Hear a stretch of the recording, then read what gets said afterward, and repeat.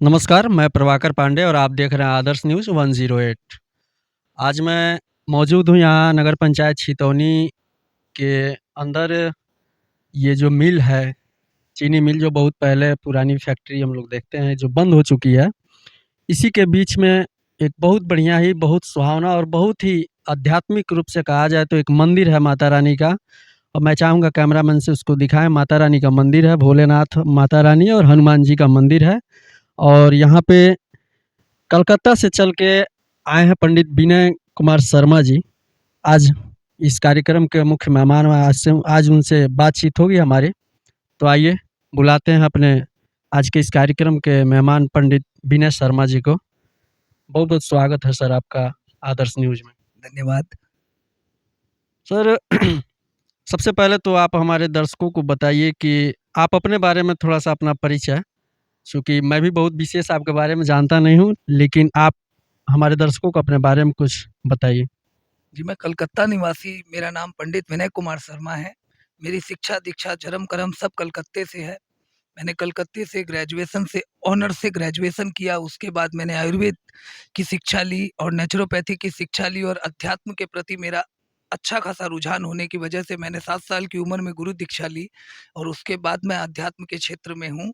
काफ़ी तंत्र मंत्र की साधनाओं की भी मैंने सिद्धियाँ की है और कई चीज़ों पर अभी मैं कार्य कर रहा हूँ। बस इस माता का प्रेम है जो मुझे यहाँ आपके इस क्षेत्र में खींच लाया है पिछले 1.5 सालों से।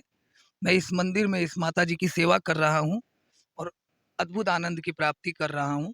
और इसके अलावा मैं यहाँ पर ऑक्सफोर्ड स्कूल में अंग्रेजी का अध्यापक भी हूँ। अमित गिरी जी की स्कूल है, उसमें मैं अंग्रेजी की शिक्षा भी देता हूँ बच्चों को। बस यूँ ही अपना एक छोटा-सा प्रयास है जो हमने जारी रखा है।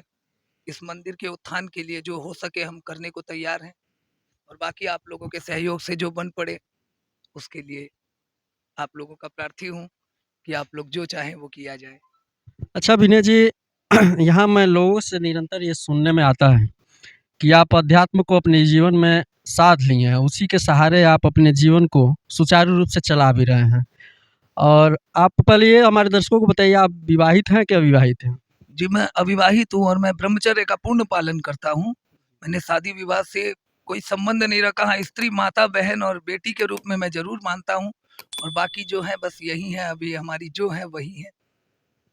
आपके जैसे साधना और आयुर्वेद में जो लोग ऐसे कार्यों में लगे हुए हैं, जो धर्मपरायणता की तरफ से बढ़ भी रहे हैं, हमें लगता है कि आपकी वेशभूषा हमें लगता है कि उस तरह से आप न यंग हैं, आप एकदम युवा हैं और ब्रह्मचर्य का पालन भी आप करते हैं।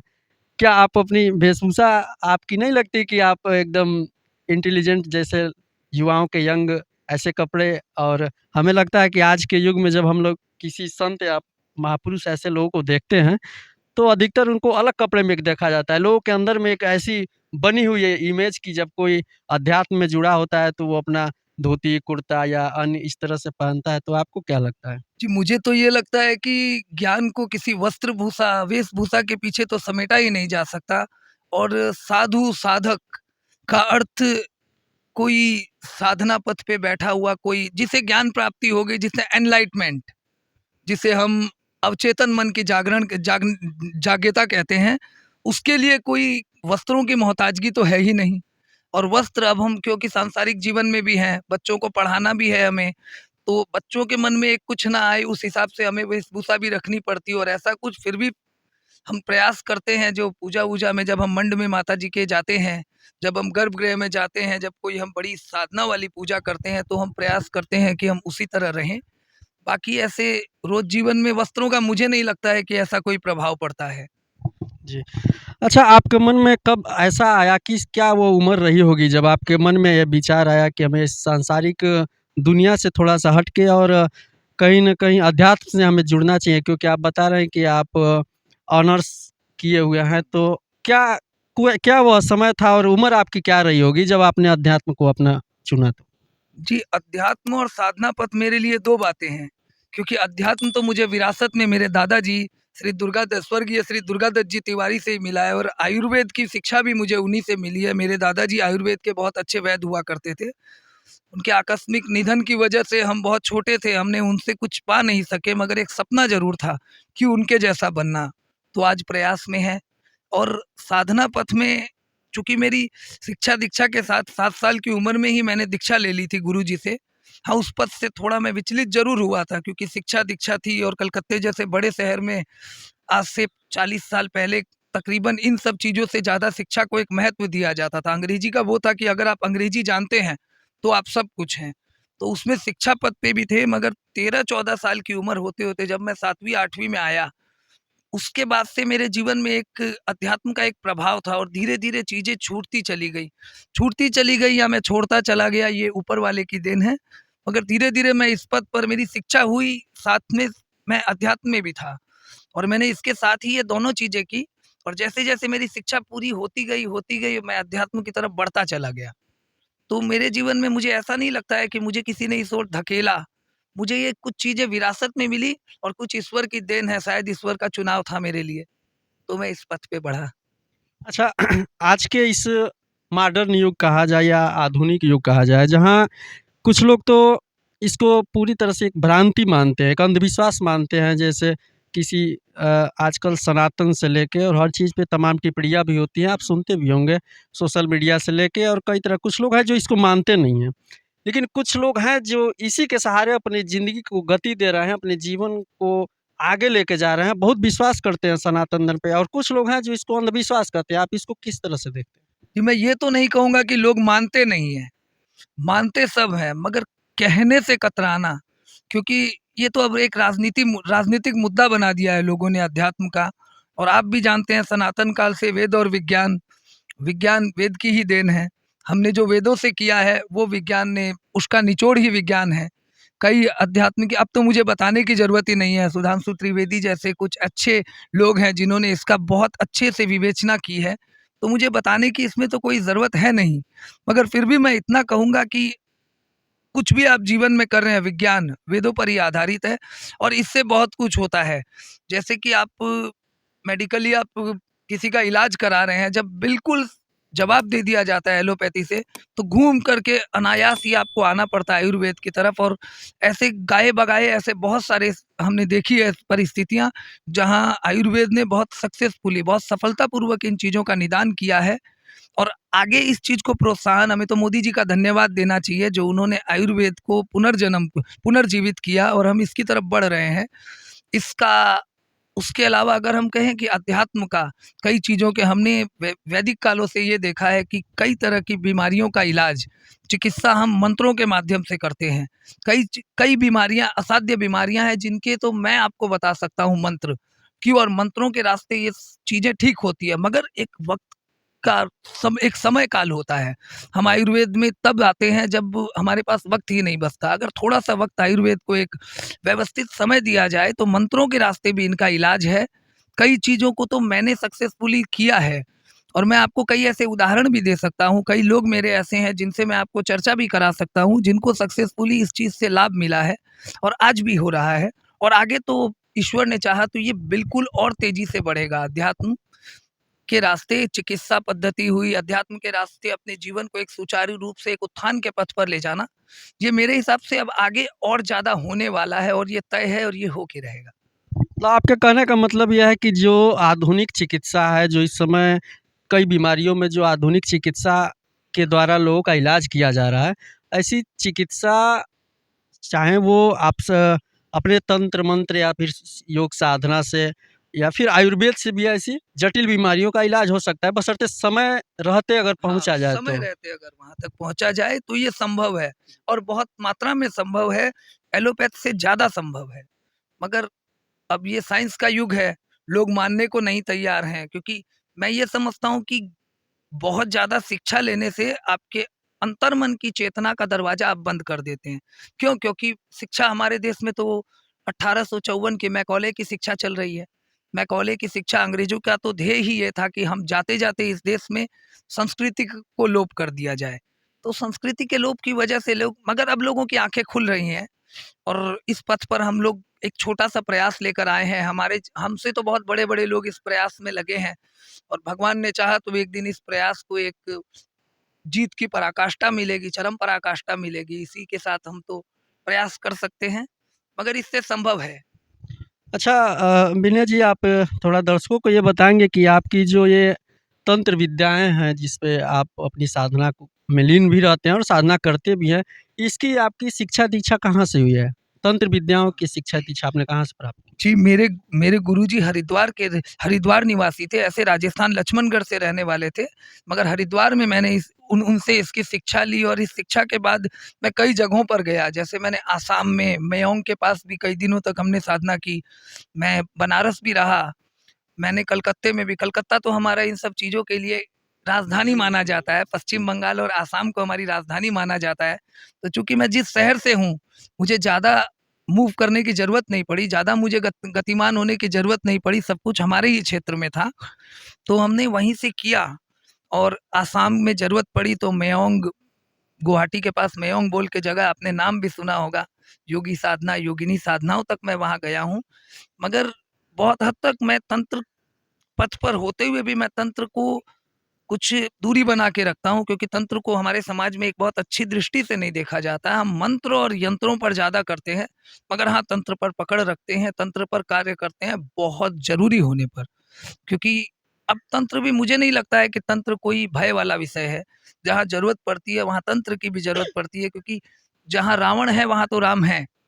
तो जहाँ पर किसी तरह की पाप की पराकाष्ठा है, वहाँ तंत्र का भी उपयोग है। तंत्र वो है जिसमें इलाज आप बहुत जल्दी से कर सकते हैं। किसी चीज़ का अगर आपको जो उसके परिणाम चाहिए, तो आप कुछ आसानी से और बड़ी सीमित सीमा में पा सकते हैं। इसलिए तंत्र का मगर इस्तेमाल हम लोग कम करते हैं।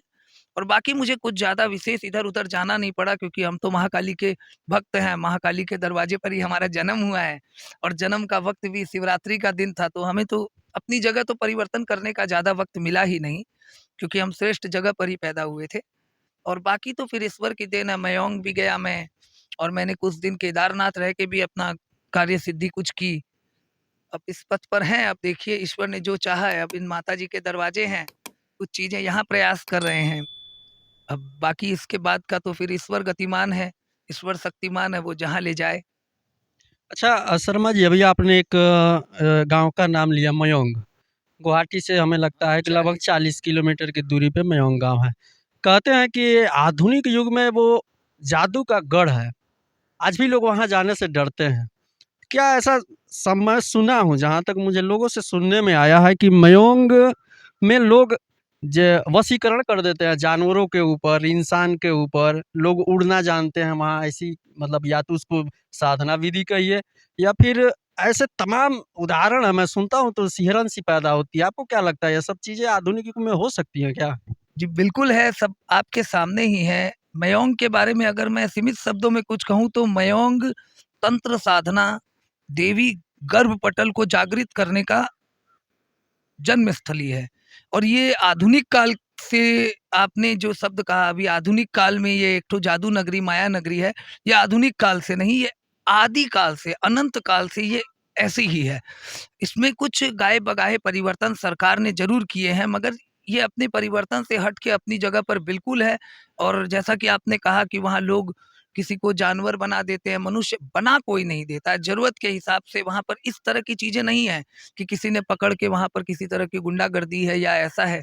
ज़रूरत के हिसाब से, जहाँ ज़रूरत है जिन चीज़ों की, वो जगह है जहाँ पर आपके पापों का फल मिलता है। जहाँ पर आपने अगर कुछ गलत किया है, तो आपको उन चीज़ों को, गरुड़ पुराण के हिसाब से इस जगह की मान्यता को अगर आप माने तो ये है। और देवी शक्ति के हिसाब से माता लूना चमारिनी का गढ़ है। इस जगह पर 1100 साल, पिछले 1100 साल का इतिहास तो हमारे और आपके पास बिल्कुल सुरक्षित है। उसमें हमने कई राजाओं के बारे में भी पढ़ा, जैसे मोहम्मद शाह की सेना का गायब होना। लेकिन इससे भी 200 साल पहले माता लूना चमारिनी का इतिहास होता है, जो राजस्थान से बिलॉन्ग करती थी। तो उनके साथ अत्याचार हुआ था, तो उन्होंने यहाँ आकर के देवी साधना करके एक सिद्धि की। पैदल आई थी वो राजस्थान से तकरीबन 1700 किलोमीटर की यात्रा करके, और उन्होंने सिद्धि की। और इस जगह की जागृति का एक बहुत बड़ा स्तोत्र उनको कहा जाता है। तो अब कुछ चीज़ें हैं, मगर हमने हिंदुस्तान में सब जगह या दुनिया भर में हमने साधक देखे हैं, हमने योगी देखे हैं, मगर ये वो गढ़ है जहाँ योगियों से ज़्यादा योगिनियों का निवास है। तंत्र साधना के पथ पर जो स्त्रियाँ बढ़ चली हैं, ये उनका गढ़ है। चूँकि ये वो धरती है जहाँ पर माता जी के गुप्तांग गिरे थे और वहाँ पर एक जागृत सिद्ध स्थान बना माता जी का। तो जादू टोना हम इसे न कहकर एक विद्या कह सकते हैं। एक हिंदू धर्म, एक सनातन धर्म की एक ऐसी परत जहाँ पर लोग अनछुआ इसलिए करना चाहते हैं क्योंकि वहाँ तक पहुँचना हर किसी के लिए मुमकिन नहीं है। क्योंकि आप साधु बन सकते हैं, साधक बनना ज़रा टेढ़ी खीर है, ज़रा टेढ़ा विषय है। क्योंकि हर आदमी शादी-ब्याह करके सारे जीवन का मूल्य लेकर फिर आखिर में दाढ़ी बढ़ा करके साधु निकल जाते हैं। लेकिन साधक बनने के लिए आपको ब्रह्मचर्य का पालन करना होता है। तो साधु और साधक मैं आपको बता दूँ ये सोचने का विषय है। क्योंकि साधु कोई भी बन सकता है। आप अपने सांसारिक जीवन में रहकर भी बन सकते हैं। मगर साधक बनना सांसारिक जीवन साधक का बाधक है। उसके लिए आपको प्रयासरत कुछ और रहना पड़ेगा। बाकी तो सब माता जी। और कहते हैं कि मयंग शहर का जो रिश्ता है, नाता है या फिर जो जुड़ाव है, वो महाभारत काल से है। मैं पढ़ रहा था जहाँ तक मयंग को, तो मुझे पढ़ने में ये पता चला कि वहाँ के राजा कि महाबली भीम के मायावी पुत्र घटोत्कच वहाँ के राजा थे। और महाभारत को जब हमने पढ़ा तो और देखा, ऐसे सीरियलों में आप भी देखे होंगे, तो ऐसा लगा कि मायावी युद्ध में घटोत्कच का तोड़ कोई नहीं था। एक ऐसा समय आया था कि जो अर्जुन के लिए एक बाण छिपा के कर्ण ने रखा था, ब्रह्मास्त्र, उसको घटोत्कच को चलाना पड़ा। और जो सीरियल में या फिर किताबों में हम पढ़ते हैं, 2 दिन तक बेतहाशा संहार किया था कौरवों का घटोत्कच ने। बताते हैं कि महाभारत में जाने से पहले वो वहाँ पे जो शक्तियाँ हैं, वो वहाँ के राजा थे और वहाँ से शक्तियों को लेके और तब महाभारत के युद्ध में जाके शामिल हुए थे। इसको आप कितना जानते हैं? जी, इसको जानना तो इसका जवाब तो आप ही ने दे दिया है कि घटोत्कच की मायावी शक्तियों का तो आप ही ने बता दिया है कि उन पर ब्रह्मास्त्र का प्रयोग करना पड़ा, जो कर्ण ने अर्जुन के लिए रखा था। तो उनकी तो शक्तियों का तोड़ आप समझ ही गए हैं। बाकी इन्होंने अपनी सारी शक्तियाँ वहाँ से बटोर कर, अपने काँधे पर उन शक्तियों को लेकर के वो उस युद्ध में गए थे और 18 यक्षिणी सेनाओं ने महाभारत में युद्ध किया था। केवल 2 दिनों के उनके पराक्रम से उन्होंने 9 यक्षिणियों सेनाओं का विनाश कर दिया था। तो और वो और भी करते, मगर जैसा कि ब्रह्मास्त्र श्री कृष्ण की रचना थी, उन्होंने कर्ण और दुर्योधन के मन में शंका डाली और ब्रह्मास्त्र का प्रयोग उन पर किया गया। और ये बात बिल्कुल सच है कि महाभारत महाभारत काल के पहले भी यदा-कदा हम अथर्ववेद में, यजुर्वेद में भी इसका लेख पाते हैं। मगर महाभारत काल को एक ऐसा वक़्त माना जाता है कि जिसके लेख आज भी हमारे पास हैं। चूँकि हमारा धर्म ग्रंथ श्रीमद् भागवत गीता है, तो हमें इससे ज़्यादा और किसी ग्रंथ के बारे में हमारा परिचय कम है, पूरे देश का हमारे अध्यात्म में भी। तो हम घटोत्कच से इसको ज़रूर जोड़ते हैं। लेकिन घटोत्कच की जो माता जी थी, मेरा कहने का अर्थ है भीमसेन की धर्मपत्नी हिडिंबा, वो इस कुल से ही आती थी। लूना चमारिनी ने जो सिद्ध किया, ये जो वहाँ जो आप शक्तियाँ लेते हैं, जो योगिनी साधना हम कहते हैं, वो योगिनी असल में हिडिंबा कुल से ही थी। तो इनका इतिहास तो भीमसेन के आसपास से है, ना कि घटोत्कच से। घटोत्कच को तो वंशानुगत परंपरा के अनुसार पिता की गद्दी, माता की गद्दी मिलनी थी तो उन्हें मिली, मगर हिडिंबा को माया के मामले में कम नहीं माना जाता है। तो इसका मैं आप कह सकते हैं घटोत्कच को, मगर मैं इसमें हिडिंबा को मानता हूँ कि घटोत्कच से भी पूर्व उनकी माताजी का साम्राज्य था ये, और उन्होंने यहाँ पर विशेष सिद्धियाँ प्राप्त की थी और इस क्षेत्र को जागृत किया था। और चूँकि इस क्षेत्र में दुर्गा की 51 शक्तियों में से एक प्रमुख पीठ माना जाता है, तो सहायक तो माताजी की मायावी शक्तियाँ भी, हमारी देवी आदिशक्ति की कृपा भी है कि इस क्षेत्र पर आपको थोड़ा प्रयास करना पड़ता है। जीवन में आप कुछ सिद्ध ज़रूर कर सकते हैं। अच्छा, ये बताइए कि आप भूत-प्रेत को मानते हैं? होते हैं भूत-प्रेत? जी, इस विषय को अगर मुझसे आप एक शब्द में कहें, बिना किसी विवेचना के कहें, तो हाँ, होते हैं। मैंने चीज़ें देखी हैं, तो मैं कह रहा हूँ। बाकी साइंस के हिसाब से साइंस भी अगर भूत-प्रेत नहीं होते, तो ऐसी मशीनें जो बनती हैं, वो नहीं होती। और साइंस ने भी इन चीज़ों को प्रूव किया है कि ये चीज़ें होती हैं। कुछ चीज़ें तो हैं, जिसे हम ना मानते हुए भी मानना, हाँ कहना। और मैंने प्रत्यक्ष प्रमाणित इस चीज़ को देखा है। मैंने कई किस्से इस तरह के मेरे पास आए और मैंने कई निदान भी किए। मैं इसको एक शब्द में अगर आपने पूछा है तो मैं कहूँगा हाँ।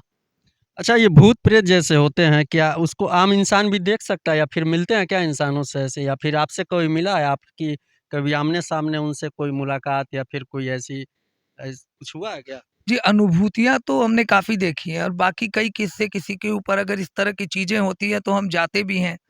हमने उनको काबू भी किया है। मैंने ऐसी बहुत सारी चीज़ें देखी है। अब आप अगर साइंस के हिसाब से बात करें तो मुझे पता है मुझे पागलों की लिस्ट में रखा जाएगा, मगर मैं इससे कोई गुरेज नहीं करता। मैंने महसूस किया है कई जगहों पर अदृश्य शक्तियाँ ऐसी होती हैं और मैंने प्रत्यक्ष प्रमाणित भी किया है। कई लोग इन चीज़ों के पीछे रहते हैं और बहुतों को इस चीज़ की अनुभूति, और मैं तो आपको बताता हूँ कि मैंने कई अनुभूतियाँ बहुत अच्छी-अच्छी जगह पर की है। मैंने प्रत्यक्ष प्रमाणित, और ये चीज़ें अतृप्त होती है, ये किसी को परेशान नहीं करती हैं, हर किसी को आम तौर पर नज़र नहीं आती हैं। मगर ये कुछ लोग कहते हैं उन्हें नज़र आई, इनकी जो मोक्ष का रास्ता होता है, क्या पता आपके या हमारे रास्ते हो ना हो, तो वो उनको ज़रूर नज़र आती हैं। मैं इसमें बड़ी स्ट्रॉन्गली मानता हूँ और मैंने तो मतलब मैं अब कैमरे के सामने इस चीज़ को बताया नहीं जा सकता, लेकिन मैंने बड़ी अनुभूतियाँ की हैं। अगर किसी को इस बात पर शक है, तो हम इसके ऊपर में एक डिटेल से एक वीडियो ज़रूर बनाएँगे और हम आपको इस चीज़ से प्रमाणित भी करेंगे। अच्छा शर्मा जी ज़रा दर्शकों को ये बताइए कि अब तो यहाँ यह तंत्र विद्या या फिर योग साधना, क्या ऐसे ज़रूरी है क्या कि सब लोग मयोंग जाएँ या फिर काशी वो आप बता रहे थे हिमालय पे जाएँ या फिर इस तरह दुर्गम स्थलों पे जाने की आवश्यकता है कि आप कहीं भी इसको अर्जित कर सकते हैं या एक योग्य गुरु हो तो आप कहीं भी कर सकते हैं कि नहीं वहाँ जाना ज़रूरी है, ऐसा कुछ है क्या? नहीं, ऐसी कुछ बात नहीं है। अगर आपको देखिए, क किसी ने एक बात कही है कि मुर्शिद काबिल मिल जाए तो बात खुदा से होती है। मुर्शिद गुरु को कहते हैं। तो अगर गुरु आपका काबिल है, तो आप कभी भी ईश्वर से बात कर सकते हो। ऐसी जगहों पर जाने की कोई ज़रूरत होती नहीं है अमूमन।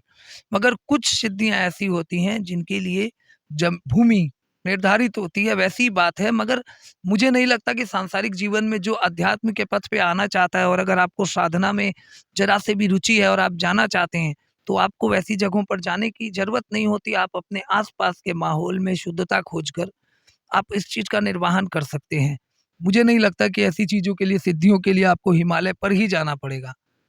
तो हिमालय की तो किसी सिद्धि के तहत उत्पत्ति हुई, तो जब उसकी उत्पत्ति नहीं हुई, किसी ने उसकी सिद्धि की, तो वो उसने साधना कहाँ की? जैसे ऋषि भागीरथी धरती पर गंगा का उन्होंने उत्कर्ष किया था, उद्गम बनाया था और धरती पर गंगा लेकर आए थे भागीरथी ऋषि। तो उसके पहले गंगा के किनारे की साधनाएँ कहाँ होती थी? तो मुझे नहीं लगता कि व्यक्ति विशेष का फ़र्क पड़ता है, मुझे नहीं लगता कि स्थान का फ़र्क पड़ता है। हाँ, शुद्धता आपके हृदय में होती है, मानसिक दृढ़ता आपकी होती है, कहीं भी कुछ किया जा सकता है, मगर कुछ साधनाएँ होती हैं, जो अपनी मिट्टी पुकारती हैं। तो मुझे नहीं लगता कि सांसारिक जीवन में उन साधनाओं की हर किसी को ज़रूरत है। हमने तो घर-द्वार त्याग कर एक आध्यात्मिक जीवन को अपना रखा है, तो अलग बात है। बाकी मुझे नहीं लगता है कि आप अगर सांसारिक जीवन का वहन कर रहे हैं, तो आपको उस तरफ जाना पड़ेगा। मुझे नहीं लगता कि आपको कहीं जाने की ज़रूरत है। मन शुद्ध रखिए और संकल्प दृढ़ रखिए, अच्छा गुरु हो आपके पास, मगर बिना गुरु के इस पथ पर उतरना अपने जीवन के साथ खेलना होगा। तो बिना गुरु के आप इस पथ पर, मेरा भी हाथ जोड़कर आपसे विनती है कि अगर मेरे इस कथन से आपको कोई प्रोत्साहन मिल रहा है, तो मैं आपसे हाथ जोड़कर विनती करूँगा कि गुरु आपके पास होना, क्योंकि पथ-पथ पर गुरु आपकी रक्षा करते हैं, गुरु आपके मार्गदर्शक बनते हैं। बिना गुरु के इस क्षेत्र को आपने अगर छुआ, तो नुकसान की ज़िम्मेदारी किसी और की होती नहीं है। बाकी ईश्वर को तो ऐसे रास्ते लोग खोजते ही हैं जहाँ ईश्वर के ऊपर ईश्वर के नाम को थोड़ा-सा लोप किया जाए। तो बिना गुरु के इस पथ पे ना चला जाए, बाकी इस पथ पर वो आपको मिलेगा। अवचेतन मन की चेतना आप सारी जीवन खोजते फिर रहे हैं, मगर जो यहाँ मिलना है वो यहीं मिलेगा। अच्छा, आपने कहा कि बिना गुरु के ऐसे पथ पे नहीं चलना चाहिए, मतलब इस कार्य में थोड़ा-सा जोखिम आपके शब्दों में जो छुपा शब्द है मैं उसको कहना चाहूँगा कि जोखिम है कहीं न कहीं।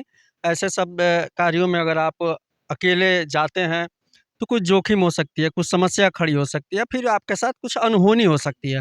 वो किस तरह की अनहोनी हो सकती है? फिर या फिर कौन-सी ऐसी साधना है जिसको करने से बिना गुरु के, क्योंकि घर में अमूमन तो लोग पूजा-पाठ करते हैं, सबके घर में पूजा-पाठ होता है।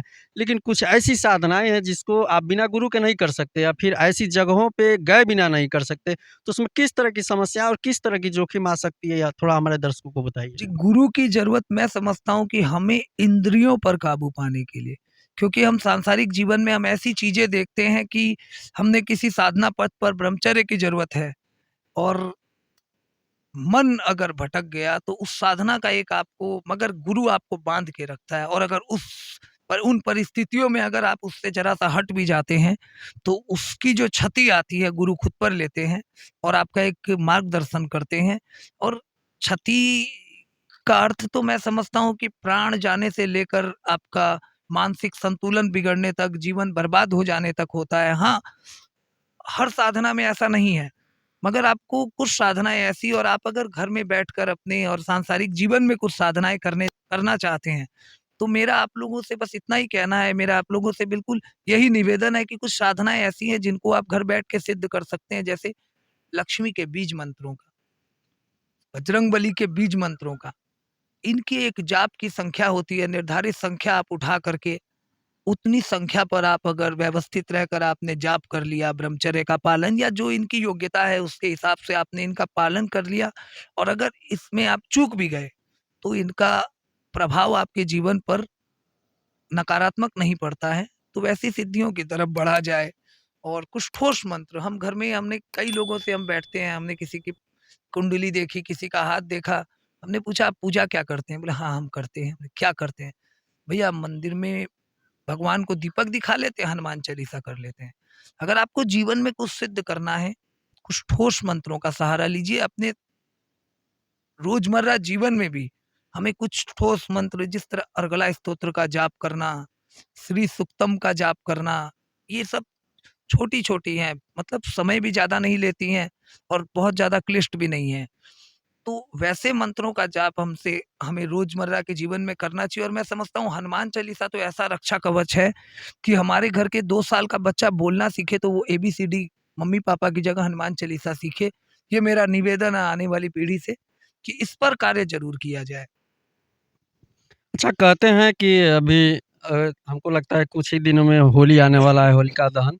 ये तांत्रिक रूप से या फिर साधना के मद्देनज़र इसको नज़र से देखा जाए, तो बहुत ही महत्वपूर्ण समय होता है साधना का। जैसे कुछ ऐसी समय है कुछ ऐसा, जैसे होलिका दहन हो गया, अमावस की रात हो गई, पूर्णिमा हो गई, या फिर ऐसे कई नक्षत्र हैं, कुछ ऐसे हैं, बहुत विशेष तो मैं नहीं जानता। लेकिन अभी होली आने वाली है, होलिका दहन है, तो क्या इस पे कुछ लोगों को ऐसा कुछ बता दीजिए टिप्स कि रोज़मर्रा की ज़िंदगी में जैसे आप बता रहे थे लोगों को कुछ लाभ हो और वो कुछ कर सकें ऐसा कि जिससे उनको कोई नुकसान भी ना हो और कुछ उनको फ़ायदे हो जाएँ। ये चीज़ थोड़ा-सा। जी, मैं इस पे 3-4 विषय ऐसे हैं जिससे रोज़मर्रा की ज़िंदगी में मनुष्य परेशान रहता है। पहला कर्ज मुक्ति, दूसरा जीवन में धन प्राप्ति, नकारात्मक ऊर्जाओं का विनाश, घर में आपस में झगड़े हो जाना, इन सब चीज़ों से अगर हमें निजात पानी है, कुछ छोटी-छोटी चीज़ें हैं, जैसे होलिका दहन जिस दिन है उसके 24 घंटे पहले हम अपने घर में 3 लौंग, फूल वाली लौंग लें और थोड़ा-सा कपूर लें, उसकी हम एक काले कपड़े में पोटली बनाएँ और उसको पूरे घर घर में घुमा करके अपनी रसोई में रख दें। और 24 घंटे पहले, होलिका दहन के 24 घंटे पहले हम अपने घर में रख दें, और जिस समय होलिका दहन होती है उस पोटली को घर में दोबारा फिरा करके घर के हर सदस्य के हाथ से छुआ कर उसे हम होलिका में अगर दहन कर देते हैं तो हमारे घर में नकारात्मक ऊर्जा, आपसी झगड़े, इन सब का विनाश होता है। और हमें होलिका दहन के बाद वहाँ की होलिका ठंडी होने के बाद वहाँ से थोड़ी-सी राख ज़रूर लेके आनी चाहिए अपने घर पर, और गंगा जल मिलाकर उस राख से अगर हम पूरे घर में छिड़काव करते हैं कुछ दिन, तो हमारे घर से नकारात्मक ऊर्जाएँ चली जाती हैं और हमारे घर में एक लक्ष्मी का निवास, स्थायी निवास होता है। लक्ष्मी आवाहन के लिए ये एक बहुत प्रशस्त मार्ग है। हमें इसका प्रयास करना चाहिए। और लाल कपड़े में हमारे कर्ज मुक्ति के लिए हमें लाल कपड़े में जरा सी लौंग और 4 सुपारी, 4 सुपारी, वो पूजा वाली सुपारी और एक कमल गट्टा रख के हमें उसे अपने घर में घुमा करके अगर उस अग्नि में हम प्रवाहित कर देते हैं, उस अग्नि में अगर हम छोड़ देते हैं, तो हमारी कर्ज मुक्ति का रास्ता बहुत शीघ्रातिशीघ्र प्रशस्त होता है। ये कुछ चीज़ें हैं जिनका अगर हम पालन करें और किसी बच्चे का विवाह नहीं हो रहा है, तो चिता की लकड़ी हम अगर ले आए वहाँ से, मतलब होलिका दहन में जो होलिका जो नकारात्मकता की चिता है, उसकी अगर हम एक टुकड़ा लकड़ी का ले आए, जलने के बाद जो कोयला होता है वो ले आए और उस कोयले की पोटली बनाकर हम उस बच्चे के जिस कन्या का या जिस बालक का विवाह नहीं हो रहा है, उसके कमरे में अगर हम रख दें कुछ दिनों के लिए, तो 2 से 3 महीने के अंदर आपकी इस कार्य की सिद्धि हो जाती है। ये सब ऐसे कार्य हैं जो कभी निष्फल होते ही नहीं हैं। चूँकि होली, दिवाली, अक्षय तृतीया, बसंत पंचमी में किए गए कार्य अगर आपने सही मन से किसी का नुकसान न करते हुए किए, तो आपको सिद्धियाँ ज़रूर प्राप्त होती है। बाकी ऊपर ईश्वर सब देखते हैं। अच्छा विनय जी, थोड़ा-सा अभी आपने बताया कि आपके पास वो आयुर्वेद की भी थोड़ी-सी जानकारी है, चाहे जो भी जानकारी है। तो मैं आयुर्वेद की तरफ चलूँगा। मैं ये जानना चाहता हूँ और दर्शक जानना चाहते हैं कि आयुर्वेद और एलोपैथ मतलब आधुनिक युग की दवाएँ और पुरातन युग की जो चिकित्सा पद्धति है, उसमें कितना अंतर है और कौन से चीज़ पे एलोपैथ ज़्यादा कारगर है या फिर आयुर्वेद ज़्यादा कारगर है? अगर लोगों को अगर बीच में अगर खड़ा है, अगर वो चाहता है कि मैं एलोपैथ की तरफ जाऊँ या फिर आयुर्वेद की तरफ जाऊँ, तो किस तरह से उसको चुनाव करने में बहुत दिक्कत होती है। तो किस तरह से आप लोगों को बताएँगे कि वो आयुर्वेद का चुनाव कर सके? चुनाव तो मैं समझता हूँ कि बीमारी, ये विषय चुनाव का है ही नहीं, ये विषय दबाव का है। इसको हम चुन सकते ही नहीं हैं। लेकिन अगर चुनाव की बात आती है, अगर आपके पास, मैं एलोपैथ और आयुर्वेद के बीच का अंतर ये कहता हूँ कि एलोपैथ आपकी बीमारी को यहाँ से यहाँ सरकाता है, सिर्फ़ आपको कुछ वक़्त की मियाद देता है।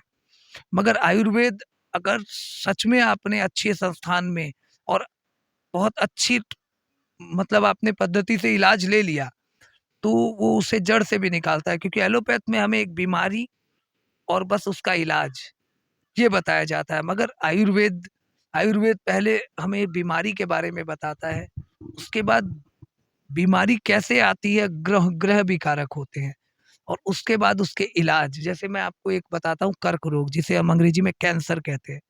कैंसर एक सिंपल इन्होंने बताया कि एक बीमारी है, शरीर का एक हिस्सा कुछ वायरस की वजह से सड़ जाता है, जिसकी वजह से हमें कैंसर होती है और ये लगभग लाइलाज है। मगर आयुर्वेद हमें बताता है कर्क रोग। कर्क शनि से उत्पन्न होता है। कर्क रोग के सबसे बड़ा कारण शुद्ध ना रहना, ये शनि की बीमारी है, शुद्ध ना रहना और अपशब्द। हमें अगर जीवन में कार्य हमने सही नहीं किए, तो कर्क रोग के रास्ता हमें पकड़ना पड़ता है और इसका इलाज शनि शनि के सबसे बड़े दुश्मन होता है लोहा और अग्नि। और एलोपैथी में आपका इलाज ही वैसे किया जाता है, केमोथेरेपी, टोटली इलेक्ट्रिक और आयरन युक्त है। तो आपको सड़ के मरने के रास्ते पर डाला जा रहा है। मगर अगर सही वक़्त पर आपकी इस बीमारी को पकड़ लिया जाए, तो बहुत ज़्यादा सार्थक मैं समझता हूँ कि आयुर्वेद है इस पर। और मधुमेह जैसी बीमारियाँ, इनके ऊपर तो आपने देखा ही है, मधुमेह और अभी बहुत ज़्यादा हमने सुना है यूरिक एसिड। यूरिक एसिड का तो आप एलोपैथ में दवा ही खाते जाइए, मगर आयुर्वेद आयुर्वेद के रास्ते में दवाओं से ज़्यादा इन्होंने कुछ व्यायाम ऐसे बताए हैं, उन व्यायाम से हम इसे काबू कर सकते हैं। मधुमेह जैसी बीमारी, यूरिक एसिड जैसी बीमारी, सर्वाइकल, स्पॉन्डिलाइटिस, जिनको हमारे शरीर में स्थायी निवासक माना जाता है, स्थायी निवासी माना जाता है, मगर इनका केवल व्यायाम के रास्ते आयुर्वेद में कई सार्थक इलाज हैं और एलोपैथ में आपके शरीर के ड्रग बेस्ड है ये।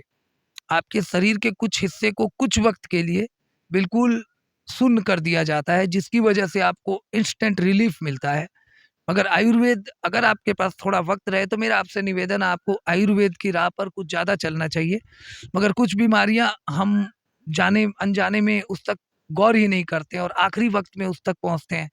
तो मजबूरन लोग, इसीलिए मैंने आपको ये कहा कि ये चुनाव का विषय है ही नहीं, ये दबाव का विषय है। अच्छा ये बताइए शर्मा जी, आपसे बातें तो बहुत हुई साधना से लेके योग तक, योग से लेके अभी आयुर्वेद तक।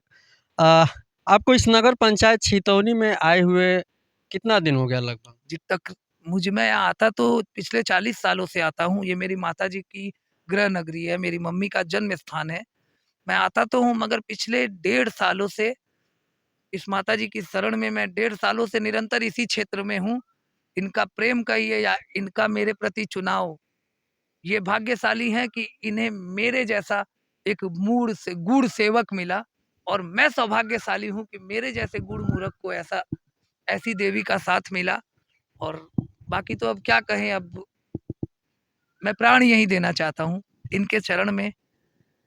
अच्छा, मतलब एक तरह से ये भी कहा जा सकता है कि माता के साथ आपको स्थानीय लोगों से भी कुछ लगाव यहाँ लोगों से हो गया होगा। हमें लगता है काफ़ी लोग आपको जानते भी हैं। लोगों के बीच में जब भी मैं जाता हूँ तो आपके बारे में सुनता हूँ, तो अच्छा लगता है और इसी को लेके मैं आपके बीच में आया था आपसे मुलाकात करने के लिए। बहुत अच्छा लगा आपसे बात करके। बहुत-बहुत धन्यवाद पंडित विनय जी। और आप सभी से निवेदन है दर्शकों से कि आप हमारे आदर्श न्यूज़ 108 को सब्सक्राइब करें और अच्छा लगे तो शेयर करें। नमस्कार।